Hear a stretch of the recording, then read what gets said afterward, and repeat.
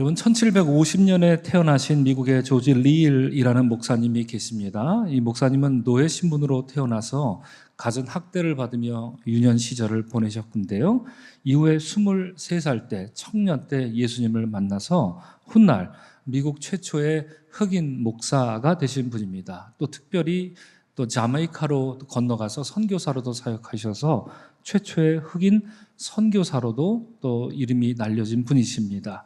8,000명의 그 침례 교인, 세례 교인을 배출했을 정도로 아주 놀라운 선교 활동을 벌이셨는데, 이 목사님이 설교할 때면 백인들까지도 와서 이 목사님의 설교를 들었다라고 합니다. 그것이 굉장히 유명한 일화인데, 여러분 노예 제도가 있던 그런 시대, 그런 암울하고 엄혹한 시대에 흑인이 설교하는데 백인이 와서 설교를 듣는다, 이건 정말 있을 수 없는 일인데 그런 일이 일어났었다라고 하는 것이지요. 목사님은 불행한 시대에 흑인으로 태어나 노예로 태어나 자라셨지만 복음 앞에서 그 어떤 것도 장벽이 될 수 없다 하는 것을 확고하게 보여준 믿음의 산 증인이라 할 수 있을 것입니다. 이러한 예는 미국에만 있는 것이 아니죠. 우리나라 선교 초기 역사를 보면 더 뭉클하고 가슴 뛰는 선교 이야기가 굉장히 많이 있습니다. 1901년입니다. 지금의 정동제일교회에서 한국 기독교 역사의 최초로 목사가 되신, 안수받으신 김창식 목사님과 김기범 목사님, 화면에 나오는 이 두 분이 최초의 목사님이 됩니다. 나란히 안수를 받으셨는데 그 중에 왼쪽에 있는 이 김창식 목사님이 순서가 1번이었기 때문에 최초의 목사님 이름은 김창식입니다. 자, 그런데 여러분, 이 김창식 목사님의 원래 안수받기 전에 원래 직업이 뭔지 혹시 아시는 분 계실까요?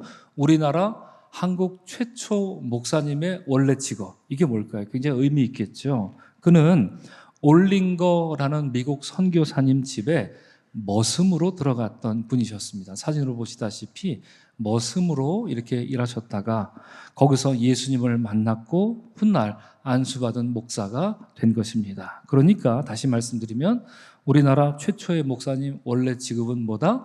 머슴이셨다라고 하는 겁니다. 미국 최초의 흑인 목사님 그리고 한국 최초의 목사님 두 분의 신분은 당시로서는 천하기 이를 데 없던 노예요, 머슴이었습니다. 하지만 예수 그리스도를 믿고 주의 백성이 되는 것에는 전혀 문제가 되지 않았는데, 이런 일이 가능했던 것은 우리가 지난주에 나누었던 무두장이 시몬의 집에서 일어난 베드로의 두 번째 회심 사건이 있었기 때문입니다. 베드로는 이전에 자기가 갖고 있던 생각을 버렸습니다. 그리고 주님의 뜻에 복종하는 신앙으로 변화된 것입니다. 그 변화로 인해서 베드로는 가이사랴에서 만난 이방인, 외국인, 백부장 고넬료에게 선뜻 복음을 전할 수 있었던 것입니다. 그래서 오늘 여러분 읽지는 않았지만 이 사도행전 11장 전반부를 보시면요, 이렇게 베드로는 백부장 고넬료를 만난 다음에 예루살렘으로 다시 돌아갑니다. 잠시 갑니다. 그때 베드로가 오자 예루살렘에 있던 저 할례자들이 베드로를 비난합니다. 내가 무할례자의 집에 들어가서 함께 밥을 먹었다고? 이렇게 베드로를 곤혹스럽게 만드는 내용이 나오는데, 여기서 말하는 할례자들 누구냐? 골수 유대인이었다가 예수님을 믿은 사람들입니다. 말하자면 한국 사람으로 치자면 저 청학동에 있는 어떤 그런 분으로 있다가 예수를 믿게 된 이런 분이라고 할 수 있겠죠. 그러니까 굉장히 전통적인 사람들이었던 것입니다. 이들은 예수님을 믿긴 믿지만 안식일, 정결예법, 음식규정, 특별히 할례와 같은 율법을 문자 그대로 받아야 한다, 준수해야 한다고 주장했던 사람들이었는데요. 저들이 보기에 베드로 아무리 예수님의 수제자입네, 예수님과 함께 이렇게 살았었네 하더라도 할례 받지 않은 이방인과 같이 밥을 먹고 복음을 전한 것은 율법을 어기는 일이다, 이렇게 생각했던 것입니다. 그런데 여러분, 제가 지금 이 할례자들의 행태에 대해서 설명했죠. 아무리 그렇다 해도 이방인과 같이 밥 먹으면 안 되고 이방인과 같이 식탁에 앉으면 안 되고 이런 주장 제가 방금 설명해 드렸는데, 생각해 보니까 이게 지난주 본문에 누가 갖고 있던 생각이었습니까? 바로 베드로가 갖고 있던 그 생각입니다. 그러니까 베드로나 똑같은 사람들이었다 하는 얘기죠. 회심하기 전 베드로의 그 생각과 일치하는데요. 이에 베드로는 자기에게 일어난 일을 차근차근 말해줍니다. 한번 여러분 나중에 한번 읽어보십시오. 베드로는 성격이 급한 사람입니까? 아니면 차분한 사람입니까? 급한 사람이잖아요. 그죠? 근데 이 이야기를 하는데 왠지 굉장히 차분하게 자기에게 일어난 일에 대해서 이야기합니다. 설득하려 하지 않고요. 막 서둘러 이렇게 말하려 하지 않습니다. 나긋나긋하고 아주 소상하게 자기에게 일어난 일에 대해서 베드로가 들려줍니다. 예전 같았으면, 예전 한 성깔 하던 베드로면 어땠을까요? 어디 감히 당신들 따위가 예수님의 수제자인 나한테 이렇게 추궁하고 그래! 그래서 뭐 이렇게 저렇게 막 얘기를 했을 법합니다. 오히려 윽박질렀을 법합니다만 베드로는 자기에게 일어난 일에 대해서 겸손히 알려주면서 마지막에 가서 그들에게 이런 말을 합니다. 그런즉 하나님이 우리가 주 예수 그리스도를 믿을 때 주신 것과 같은 선물을 그들에게도 주셨으니 내가 누구이기에 하나님을 능히 맡겠느냐 이렇게 말합니다. 누가 주셨다고요? 하나님이 주셨다. 베드로가 이렇게 말합니다. 그러니까 베드로가 한 말의 핵심은 이방인 그 외국인 고넬료에게 복음을 전한 것은 하나님의 일이었다라는 것입니다. 선교는 베드로가 한 게 아니라 하나님이 친히 행하셨다 이 얘기를 했을 뿐이죠. 이 말을 들은 할례자들은 베드로에게 이제 공감하면서 이렇게 대답을 하는데 성경은 이렇게 말합니다. 그들이 잠잠하여 하나님께 영광을 돌려 이르되 그러면 하나님께서 이방인에게도 생명 얻는 회개를 주셨도다. 이 할례자들도 뭘 깨달았습니까? 누가 주셨다고요? 하나님이 주셨구나 하는 것을 이제 공감하게 된 겁니다. 그들도 베드로의 고백을 인정합니다. 선교는 하나님이 친히 하시는 일이므로 하나님이 이방인에게 생명 얻는 회개의 기회를 주셨다면 다만 잠잠히 우리도 그 하나님의 영광을 찬양하겠다 이렇게 대답했습니다. 무두장이 시몬의 집에서 회심한 베드로도 참 놀라웠습니다. 지난주에 우리가 살펴보았죠. 그런데 이렇게 회심하고 돌아온 베드로의 말을 듣고 그 말에 수긍하는 전혀 변할 것 같지 않았던 이 골수 할례파의 반응을 보면 더욱 놀랍기만 합니다. 그들은 베드로의 말에 수긍했지만 궁극적으로 베드로를 통해 선교하시려는 하나님 말씀에 복종했던 것이기 때문입니다. 이로써 여러분, 사도행전 11장 전반부는 우리에게 이걸 말해줍니다. 주님의 복음은 이제 유대인만이 아니라 이방인을 위한 복음이다. 이것을 기독교 역사상 처음으로 그리고 공식적으로 인증한 사건이 바로 그것입니다. 이런 놀라운 고백이 사도행전 11장 전반부에 나오는데요. 이런 고백에서 바로 이어지는 본문이 오늘 본문입니다. 이제 복음이 당시 로마 제국 시대의 핵심 도시 중 하나였던 안디옥에 전파된 이야기입니다. 오늘날 그래서 안디옥 교회라는 이름을 쓰는 교회가 참 많이 있죠. 이를 통해서 저는 오늘 여러분과 함께 하나님의 선교 실험실 안디옥이라는 제목으로 여러분과 함께 은혜를 나누고자 합니다. 페이지가 헷갈렸습니다. 맨 뒤로 갔습니다. 죄송합니다. 네, 먼저 본문의 배경을 잠시 살펴보면 여러분 지난 사도행전 7장에서 8장에서 살펴본 것처럼 스데반이 순교한 다음에 예루살렘에 아주 극심한 박해가 있었죠. 그래서 주님을 믿는 성도들이 사방으로 뿔뿔이 흩어졌는데 사도행전 8장 4절을 보면 이런 말을 합니다. 그 흩어진 사람들은 두루 다니며 복음의 말씀을 증거했다, 전했다 말합니다. 여러분 집에 걸려있는 달력에 이 본문 말씀이 써 있습니다. 올 한 해 2025년 우리 교회의 주제 성구가 바로 그 말씀입니다. 박해로 인해 선교가 끝날 줄 알았지만 오히려 본격적인 선교가 시작되었다고 사도행전 8장이 이렇게 증언합니다. 그런데 오늘 본문 19절 말씀을 잠깐 보시면 어떻습니까? 이렇게 흩어진 성도들은 뭐 베니게, 구브로, 안디옥 지역까지 복음을 전했는데 거기 사는 사람 모두에게 복음을 전한 것이 아니라 딱 구분해서 누구에게만 말씀을 전했다고 합니까? 유대인에게만 말씀을 전했다고 합니다. 이때까지만 해도 여러분 이 사람들은 예수님이 만민을 구원하실 구주이다라는 것을 깊이 생각하지 못했기 때문에 이방인에게 복음을 전하는 것은 생각조차 하지 못했던 것입니다. 그런데 20절 그 다음 절 말씀 구절을 보니까 그런 선교가 달라졌는데 우리 한번 화면을 보시고 여러분 성경을 보시고 다 같이 함께 읽겠습니다. 시작. 구브로와 구레네 몇 사람이 안디옥에 이르러 헬라인에게도 말하여 주 예수를 전파하니. 자, 이제 누구에게도 주 예수를 전파했다고 합니까? 헬라인에게도 전파했다라고 합니다. 그렇습니다. 이제 헬라인에게, 안디옥에 와서는 헬라인에게도 복음이 증거됐다라고 하는데 그러면 여기서 말하는 헬라인은 도대체 누구를 의미할까요? 여러분 성경에 보면 헬라파 사람들, 헬라인들 이런 성경 번역이 종종 나오지요. 근데 성경에서 헬라파, 헬라인이라고 말할 때는 두 부류의 헬라인이 있습니다. 화면에도 써 있지만 하나는 헬라어를 말하는 유대인입니다. 예, 헬라어를 말하는 유대인입니다. 이 사람들은 거의 히브리 말을 이제 잊어버린 그런 사람들이기도 합니다. 두 번째는 헬라어를 말하는 이방인입니다. 그러니까 이 사람들은 그냥 아예 외국인인 거죠. 이런 사람들 일컬어 성경이 뭐라고 한다고요? 헬라인 이렇게 두 사람을 같이 씁니다. 자, 방금 살펴본 여러분 20절에 나오는 이 헬라인은 헬라어를 말하는 유대인이 아니라 안디옥에 사는 그 지역 출신입니다. 그러니까 헬라어를 말하는 이방인, 외국인을 뜻하는 말입니다. 지금까지 사도행전에 의하면 여러분 이방인, 외국인에게 처음으로 복음을 전한 사람은 베드로였고요.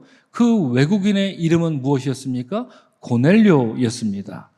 고넬료가 환상을 보고 베드로는 황홀경을 경험하고 나서야 겨우 이루어낸 선교였습니다. 그로 인해 자칫 예루살렘에 분란이 일어날 뻔하기도 했습니다만 한 사람 외국인을 전도하는 게 그만큼 이때까지만 해도 어려웠던 것입니다. 그런데 오늘 본문 말씀 보니까 이제 안디옥에는 베드로는 그렇게 어렵게 외국인 고넬료 한 명 전도했는데 오늘 본문 안디옥에서는 이제 그 외국인들이 우후죽순처럼 전도돼서 교회로 나오기 시작했다. 지금 그 이야기를 우리에게 들려주고 있는 것입니다.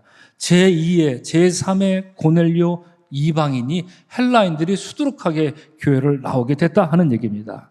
하나님은 예루살렘에 유대인을 위한 첫 번째 선교 실험실을 차리셨더니 이제 오늘 본문에서 안디옥에 이방인, 외국인, 헬라인을 위한 두 번째 선교 실험실을 차리신 것입니다. 자, 그러면 여러분 안디옥은 어떤 도시였을까요? 당시 안디옥은 여러분 로마, 알렉산드리아 다음으로 세 번째로 커다란 메트로폴리탄 시티였습니다. 인구 50만 명 이상이 살았던 사람이고요. 이 안디옥에는 다양한 언어를 사용하는 다양한 민족들이 자연스럽게 모였는데 아주 거대한 조직을 갖춘 유대인들도 여기 와서 살았고요. 페르시아 사람도 살았고요. 인도 사람도 살았다고 합니다. 더군다나 중국에서 온 동양인들까지 여기 살았다고 합니다. 그래서 안디옥은 동방의 여왕이라는 그런 별명을 갖기도 했습니다. 자, 별명은 그렇게 그럴싸한데 이런 도시는 어떻겠습니까? 복음을 전하기에 좋을까요? 아니면 좋지 않을까요? 굉장히 좋지 않을 것입니다. 다양한 사람들과 다양한 문화가 교차하는 것은 뭐든지 상대적으로 복음을 합니다. 예수 그리스도가 주님이십니다. 이렇게 복음을 전해도 사람들은 저마다 자기들이 믿는 신이 있다 이렇게 말하고 그 많은 신 중에 너희가 믿는 예수도 하나일 뿐이다 이렇게 받아들이기 때문에 매우 선교하기 어려운 도시가 안디옥이다라고 하는 겁니다. 하지만 여러분 21절을 한번 보시기 바랍니다. 21절을 보시면 우리에게 반전이라 할 만큼 아주 신비롭고 놀라운 이야기를 전하는데 이처럼 동서양이 만나는 문명의 국제도시 안디옥에 사는 수많은 사람이 주님을 믿고 죽게 돌아왔다. 성경은 이렇게 말합니다. 그러면 우리는 좀 궁금해지지 않겠습니까? 그렇다면 안디옥 교회가 이렇게 부흥할 수 있었던 비결은 무엇일까 하고 말입니다. 그 비결을 우리도 알면 오늘날 교회도 이걸 좀 적용할 수 있지 않을까 이렇게 궁금증이 오늘 본문을 읽고 들었습니다. 그래서 생각해 보건대 찾아보건대 한 대여섯 가지로 정리할 수 있겠지만 그중에 세 가지만 여러분들과 잠시 나눠보면, 첫째는 예루살렘 교회 승인과 예루살렘 교회의 지원이 안디옥 교회 부흥의 밑거름이 되었습니다. 앞서 제가 말씀드린 것처럼 베드로가 이방인 고넬료에게 복음을 전했죠. 그리고 그 사실을 예루살렘 할례주의자들도 인정해 주었습니다. 하나님이 행하신 일로 인해서 그들은 하나님께 영광을 돌리기도 했습니다. 이런 이유로 오늘 본문 말씀 22절을 보면 안디옥에서 헬라인들이 예수를 믿게 되었다 하는 이 소식을 예루살렘 교회가 들었을 때 그들이 어떻게 했습니까? 교회 대표를 안디옥 교회에 파송해 줍니다. 선교가 잘 이루어지려면 여러분 이처럼 마음과 뜻이 하나가 돼야 되겠죠. 갈등이 일어나고 여러 가지로 반목하는 그런 교회라면 선교가 될 리 만무하겠죠. 오늘 본문은 우리에게 보여줍니다. 예루살렘 교회가 안디옥 교회와 함께 협력하고 함께 뜻을 모아서 지원해주고 승인해주고 인정해주고 격려하는 그런 아름다운 모습을 보여줬다라고 하는 것이 첫 번째 요인이었습니다. 둘째는 무엇일까요? 둘째는 오늘 본문의 주인공처럼 등장하는 사람이 있습니다. 곧 바나바인데, 바나바와 같은 신실한 일꾼의 아름다운 헌신이 녹아 있었습니다. 방금 나눈 것처럼 여러분, 예루살렘 교회가 안디옥 교회로 보냈던 교회 대표자, 그게 누구였습니까? 그게 바로 바나바였지 않습니까? 여러분 한번 생각해 보시기 바랍니다. 우리가 아는 예루살렘 교회에는 사도들이 많이 있었을 것입니다. 다른 성도들도 교회 지도자들도 많이 있었을 것입니다. 그런데 교회를 섬기고 치리하는 일에 예루살렘 교회는 그 많은 다른 사도들을 보낸 게 아니라 평신도 지도자를 보낸 셈입니다. 여러분 한번 생각해 보십시오. 만약에 우리 서울연회에서 어느 나라에 교회를 하나 건축했다고 생각해 보십시오. 그런데 이 교회가 부흥하고 잘 되고 있다라는, 선교지가 잘 되고 있다는 이야기를 들었다면 우리 서울연회 감독님이 누군가를 보내지 않겠습니까? 본인이 가시던가 아니면 목회자 중에 가서 누구를 보내서 격려해주고 뭐 이렇게 하지 않겠습니까? 그런데 오늘 본문에 보면 예루살렘 교회는 사도를 보내지 않고 바나바, 평신도를 보냈다라고 하는 것입니다. 그만큼 얼마나 여러분 이 바나바가 얼마나 뛰어나고 얼마나 겸손하고 얼마나 놀라운 역할을 감당했던 사람인지 우리가 살펴볼 수 있는 것이지요. 여러분 사도행전 4장에 나왔던 바나바 기억하십니까? 아나니아와 삽비라 우리가 나눴지 않습니까? 아나니아 삽비라는 헌금해놓고 헌금을 속였던 그런 모습이었지만 바나바는 그렇지 않습니다.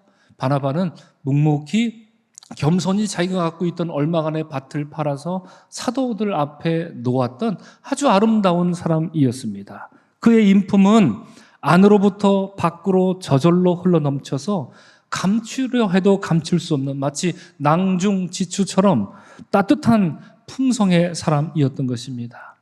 자, 그래서 이 바나바에 대해서 오늘 본문은 뭐라고 말하고 있습니까? 이렇게 말합니다. 24절에서 말합니다. 바나바는 착한 사람이요 성령과 믿음이 충만한 사람이라. 성령과 믿음이 충만했다라고 하는 것은 신앙적인 평가요.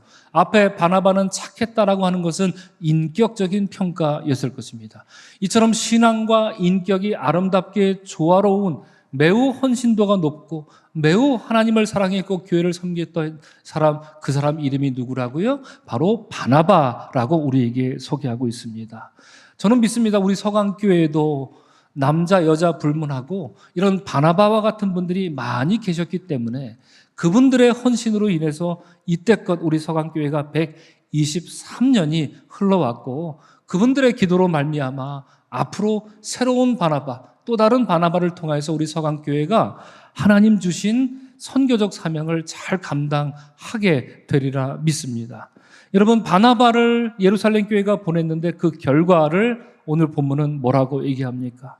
안디옥에 도착한 바나바는 그들을 진심으로 축복하고 격려하는데 23절에서 말하기를 그가 이르러 하나님의 은혜를 보고 기뻐하여 모든 사람에게 굳건한 마음으로 주와 함께 머물러 있으라 이렇게 권면합니다. 그리하여 바나바로 인해서 큰 무리가 주께 더하여졌다라고 하는 풍성한 선교 열매를 맺었던 것입니다. 자, 이것이 두 번째였고요, 여러분. 자, 셋째로는 무엇일까요? 안디옥 교회는 다른 어떤 것보다 말씀을 체계적으로 배운 교회였습니다. 25절 한번 보시기 바랍니다. 25절에 뭐라고 말합니까? 바나바는 말씀 사역을 위해서 사울을 찾으러 다소에 갔다. 성경이 이렇게 말합니다. 여러분, 바나바와 사울은 어떤 인연이 있었습니까? 혹시 기억나는 장면이 있습니까? 바로 이런 장면이죠. 여러분, 사울은 아시다시피 다메섹으로 가는 길에서 주님을 만나고 회심했습니다. 회심한 뒤에 사도행전 9장을 보시면 사울은 잠시 예루살렘에 가서 사도들과 잠시 사귀고 싶어 합니다. 아마도 왜 갔을까 생각해 보면 과거에 자기가 보였던 그 민망한 모습에 대해서 사도들과 성도들에게 좀 사죄도 하고 사과도 하면서 여보시오, 그랬던 나도 예수님을 만났소 라고 하면서 사도들과 감격스럽게 교제를 하고 싶어서 잠시 예루살렘에 갔던 겁니다. 그런데 여러분 생각해 보십시오.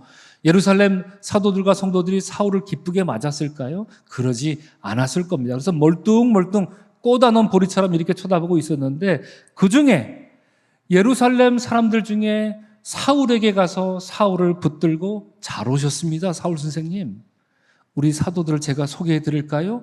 먼저 가서 따뜻한 마음으로 안내했던 사람이 누구라고 합니까? 바로 바나바였다라고 성경은 말하고 있습니다. 이런 인연이, 따뜻한 인연이 있었던 것입니다. 안디옥 교회에서 사역하던 바나바는 밀려오는 성도들 모두 양육하기에 벅찼을 것입니다. 그래서 생각하기로 이제 내 일을 누군가가 좀 도와줬으면 좋겠다라고 생각을 했던 것인데, 그렇다면 상식적으로 바나바는 어디에다가 도와달라고 편지를 써야 할까요? 자기를 보낸 예루살렘의 편지를 쓸 겁니다. 여러분, 만약 우리 교회 파송 선교사님이 계십니다. 선교 사역을 하다가 도움이 필요합니다. 그러면 어디다가 선교 편지를 보냅니까? 우리 교회에다가 도와달라고 편지를 써야 되는 겁니다. 그게 맞죠. 그런데 오늘 본문에 보니까 바나바는 예루살렘에 도와달라는 편지를 쓰지 않습니다. 그는 곰곰이 생각했던 겁니다. 이런 일, 이 사람들에게 필요한 건 말씀 사역인데 이 말씀 사역을 온전히 감당할 사람이 누굴까 생각을 했는데 사도들의 얼굴도 떠올랐지만 그의 얼굴에서, 그의 머리에서 지워지지 않는 사람이 있었던 겁니다. 그는 잠깐 만났지만 구약에 너무나도 정통하고 하나님 말씀에 정통했고 예수 그리스도를 만난 생생한 삶의 경험이 있었고요. 그리고 세상 물정과 철학에 대해서도 박식한 사람이었습니다. 이 사람이 오면 우리 안디옥 사람이 하나님 말씀으로 변화될 수 있겠구나라고 생각했던 것이죠. 그래서 오늘 본문 말씀은 이런 판단 속에 바나바는 예루살렘으로 돌아가서 도와주십시오라고 말하지 않고 한 번도 가본 적 없을 것 같은 다소에 가서, 사울의 고향에 가서 사울을 직접 이 안디옥으로 모시고 오는 이런 모습을 보게 됩니다. 사울과 함께 돌아온 바나바는 26절이 말하듯이 둘이 교회에 1년간 모여 있어 큰 무리를 가르쳤다 이렇게 말합니다. 여러분, 성경에 이렇게 써 있는데 이게 좀 표현이 재밌습니다. 그래서 헬라어를 우리말로 제가 직접 옮겨보니까 이런 뜻입니다. 우리 화면에 나와 있습니다. 둘이 교회에 1년을 꽉 채웠다는 얘기입니다. 예.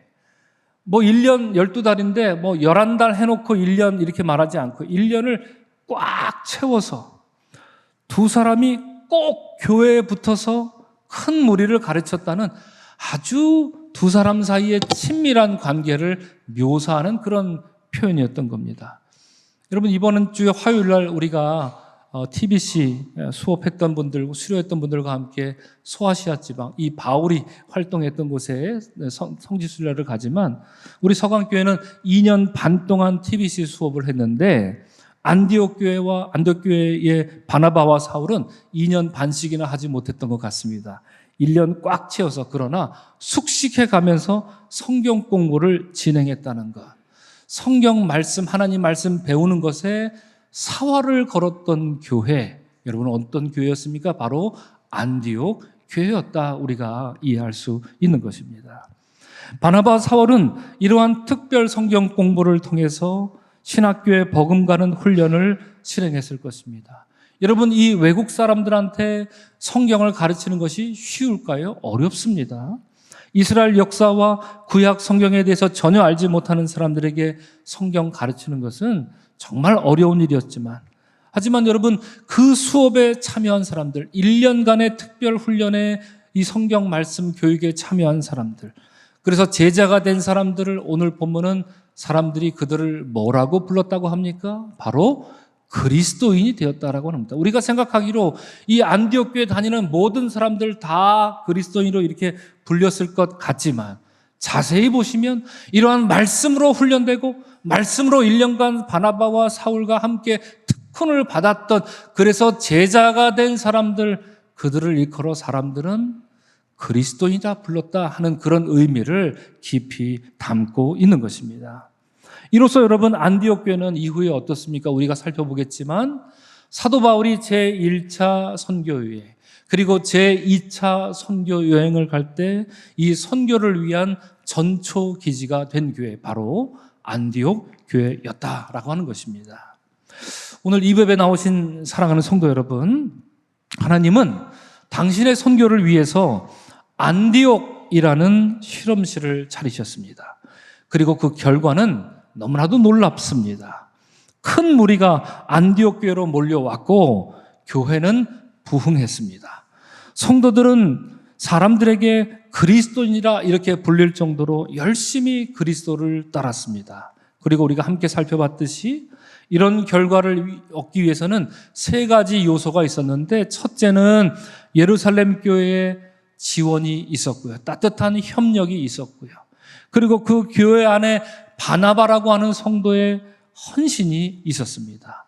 그리고 셋째는 바나바와 사울에 의한 말씀 사역, 아주 특별한 말씀 사역이 있었기 때문에 안디옥 교회가 부흥할 수 있었다. 우리가 이렇게 이해할 수 있을 것입니다. 그래서 우리는 이 세 가지를 교회 부흥의 비결이라 말할 수도 있을 것만 같습니다. 자, 그러면 여러분, 어느 교회든지 이렇게만 하면 교회가 부흥할까요? 어떨까요? 여러분 어떻게 생각하십니까? 저도 설교를 준비하면서 생각 많이 해봤습니다. 안디옥 교회는 이렇게 했더니 부흥했구나 생각하면서 제가 내린 결론은 우리도 이 세 가지를 정말 유념하면 부흥할 수도 있겠구나, 그런데 안 그럴 수도 있겠구나라는 생각도 동시에 들었습니다. 하지만 교회가 이렇게 했을 때 부흥을 했다, 저렇게 했을 때 부흥을 했다, 아니면 부흥하지 않았다, 이런 것과 상관없이 오늘 본문이 우리에게 말하는 이 세 가지는 우리가 반드시 유념해야 하는 교회 부흥의 원리인 것은 분명한 것입니다. 그런데 여러분, 오늘 본문은 우리에게 이렇게 하면 교회가 부흥한다, 이 원리에 대해서 말하고 있는 것이 아닙니다. 앞서 살펴본 것처럼 오늘 본문이 말하는 것은 베드로가 고넬료를 만나 선교한 것은 그의 뜻이 아니라 하나님의 뜻이었음을 알게 되었던 것, 예루살렘의 골수 할례주의자들이 베드로의 그런 행동을 인정한 것도 그것이 하나님의 뜻이었다는 것을 깨달았을 때 그랬습니다. 마찬가지로 안디옥의 교회를 세우고 그 교회로 인해 선교하려는 것도 하나님의 뜻과 계획이다라는 것을 오늘 보면 우리에게 들려주고 있습니다. 선교는 사람이 하는 게 아니라 선교는 하나님이 친히 행하는 일이기 때문입니다. 그래서 여러분, 남아프리카에 데이비드 보쉬라고 하는 저명한 선교학자가 있는데 그분이 이런 말을 한 적이 있습니다. 우리 화면을 보시고 다 같이 한번 읽겠습니다. 시작. 선교는 교회 활동이 아니라 하나님의 속성입니다. 하나님은 선교사이십니다. 이렇게 말합니다. 여러분, 선교는 교회 활동이 아닙니다. 예. 다른 거 뭐 이렇게 하는 것처럼 우리 선교도 교회 활동처럼 한다. 이거는 말이 안 된다는 얘기입니다. 그것은 하나님의 속성입니다. 그리고 하나님은 선교사이시다. 하나님은 미셔너리다. 이렇게 이 선교학자가 말한 바 있습니다. 사랑하는 성도 여러분, 이제 말씀을 정리합니다. 미국의 스탠리 하워스라고 하는 신학자가 있는데 그분은 오늘날 교회 중에 깊이 잠든 교회가 있고 분주한 교회가 있다 이렇게 말하면서 이 두 가지 유형의 교회에 대해서 이렇게 설명합니다. 깊이 잠든 교회는 성령의 섭리에 귀를 막은 채로 과거의 방식이나 습관을 지루하게 답습하는 자기 만족적인 교회다 이렇게 불렀습니다. 분주한 교회는 어떤 것인가? 분주한 교회는 교회의 쇠퇴를 막고 상실한 사회적 지위를 회복하기 위해 열심히 프로그램을 고안해낸다. 그래서 교회가 이 프로그램 고안해내느라 굉장히 바쁘다 이렇게 통탄했던 겁니다. 그는 이러한 교회들에게 다음과 같은 일침을 놓습니다. 이런 교회들은 교회를 갱신하는 주체가 성령이라는 것을 신뢰하지 않는 것이다 이렇게 말합니다. 참으로 뼈아픈 지적입니다. 오늘날 교회들은 성령이 교회를 세운 것 압니다. 여러분 아시죠? 성령이 교회를 세우셨습니다. 우리 다 압니다. 성경 말씀 통해서 이미 사도행전 2장을 통해서 우리 다 압니다. 그리고 교회는 성령으로 말미암아 부흥한다라는 거 우리 다 압니다. 그런데 자세히 들여다보면 알기는 알지만 그렇게 고백도 잘 하지만 한쪽에는 성령께서 행하시는 일을 잘 보지 못하는 교회들이 있습니다. 성령이 행하시는 일에 별로 관심이 없는 교회들이 있습니다. 그래서 마치 박물관처럼 돼버리는 교회들이 있다라는 얘기입니다. 다른 한쪽에는 그렇게 알기는 잘 알면서 성령께서 행하셔야 교회가 교회다울 수 있다는 거 알기는 잘 알면서 마치 조급증에 걸린 환자처럼 성령이 아니라 사람이 주체가 되어서 교회를 이벤트 회사처럼 만드는 교회들이 많다라는 얘기입니다. 이런 점에서 여러분, 오늘 본문 21절을 우리 다 같이 한번 한 목소리로 읽으면 좋겠습니다. 시작. 주의 손이 그들과 함께 하심에 수많은 사람들이 믿고 주께 돌아오더라. 성경은 말합니다. 여러분, 안디옥 교회 선교를 누가 진두지휘하셨습니까? 주님이십니다. 주님의 손이었습니다. 선교사이신 주님이 당신의 손을 주권적으로 행사하셔서 안디옥 교회를 통해서 이루신 일, 그것이 안디옥 선교였던 것입니다. 사랑하는 성도 여러분, 주님은 안디옥 선교 실험실에서 친히 행하신 그 위대한 일을 저는 감히 오늘 이 예배 시간에 여러분들에게 선포하며 나누고 싶습니다. 그 위대한 일을 이제 서강 선교 실험실에서 오늘 예배하는 여러분과 함께 나누려고 하십니다. 영적으로 메말랐고 헛된 사상에 사로잡힌 헬라인들이 참 많았던 안디옥이었지만 여러분, 우리 시대를 생각해 보십시오. 우리 시대에 오늘날 급속도로 발전하고 있고 변이하고 있는 인공지능 변종 헬라인들에 비하면 당시 안디옥은 아무것도 아닐지도 모릅니다. 그만큼 우리는 선교하기 어려운 시대를 사는 것이 분명합니다. 교회에 대해서도 안디옥 사람들은 처음 들어봤지만 이제 오늘날 세상 사람들은 알 만큼 다 알아봤다. 그러니 더더욱 선교하기 어려운 시대를 우리가 사는 것이 맞지요. 그러나 여러분, 바뀌지 않은 것이 있습니다. 만약 선교를 우리가 하는 것이라면 우리는 선교할 수 없습니다. 그냥 주저앉아야 합니다. 그러나 바뀌지 않은 것이 있습니다. 그것이 무엇입니까? 안디옥 선교 실험실에 그 선교 실험실을 차리신 실장님이 누구십니까? 하나님이셨습니다. 그리고 이제 서강 선교 실험실의 실장님은 누가 되십니까? 하나님이 되시죠. 우리가 믿습니다. 암울한 선교 현실을 말하는 사람들이 많습니다. 그러나 여러분, 현실은 현실일 뿐입니다. 거기에 매몰될 이유가 없습니다. 매년 쏟아지는 부정적인 선교 통계 있습니다. 맞습니다. 그러나 통계는 통계일 뿐입니다. 그 일을 행하시는 분이 예나 제나 하나님이 맞다면, 우리 서강 실험실에서 정말 그것이 맞다면, 온전히 하나님이 실장 되셔서 우리 서강 실험실에서 완벽하게 선교를 인정하신다면, 이제 서강 선교 실험실을 통해 주님이 친히 행하실 줄로 믿습니다. 여러분, 주께서 123년 전에 친히 세우신 우리 서강교회를 오늘도 이끄시고, 그리고 부흥시키시는 주체는 하나님 한 분밖에 없다 하는 이 사실을 믿으시기를 주의 이름으로 간절히 축원합니다.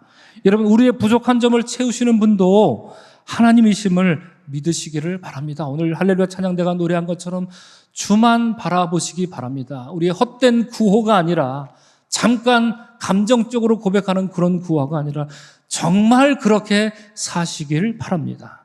안디옥 교회는 결단코 게으른 교회가 아니었습니다. 그렇다고 해서 안디옥 교회는 조급함을 부리던 그런 교회도 아니었습니다.